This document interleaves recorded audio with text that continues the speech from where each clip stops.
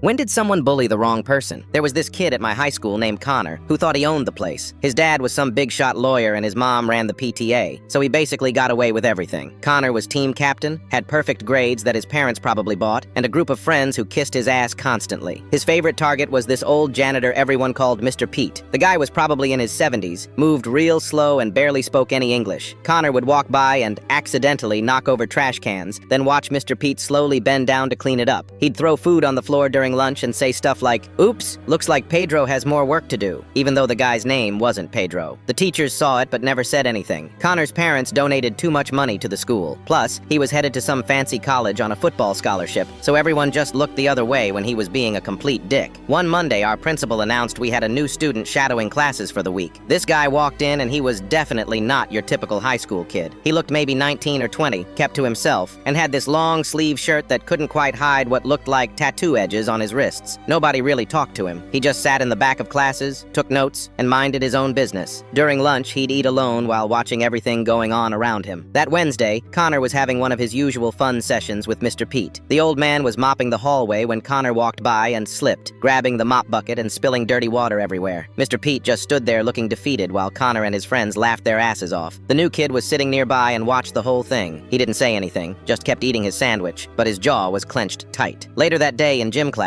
Connor was telling his buddies about the mop incident. He started doing this fake accent, making fun of how Mr. Pete talked, calling him names I won't repeat. The whole time, the new kid was doing push-ups in the corner, not saying a word. Then Connor said something really nasty about Mr. Pete's family, and that's when the new kid stopped mid-push-up. He stood up, walked over to Connor, and said in this calm voice, "That's my grandfather you're talking about." The entire gym went dead silent. Connor's face went white, then red, then he tried to laugh it off. "Yeah, right, dude. Nice try." The new kid didn't smile. "His name is Pedro Hernandez. He raised me after my parents died when I was 8. He worked 3 jobs to put food on our table, including cleaning your rich kid messes at night. Coach Williams came over because everyone had stopped playing basketball to watch." Connor tried to act tough, puffing out his chest. "So what? I was just joking around. Can't the old guy take a joke?" That's when the new kid really lost it. He stepped right up to Connor and said loud enough for everyone to hear, "You touch him again, make one more mess for him to clean up, or say one more word about my family, and I'll show you what I learned in Afghanistan." Turns out the guy wasn't even a student. He was a Marine who'd just gotten back from deployment and was visiting his grandfather while figuring out his next move. The shadowing thing was just cover so he could spend time at the school during the day. Coach Williams separated them, but word spread fast. By the end of the day, everyone knew Connor had been torturing a war veteran's grandfather. The principal called Connor's parents for a meeting. Connor got suspended for a week. His parents tried to fight it, threatening to pull their donations, but too many people had heard what happened. The worst part for Connor was when his college recruiter found out. They pulled his scholarship offer. Apparently they don't want players who pick on elderly immigrants.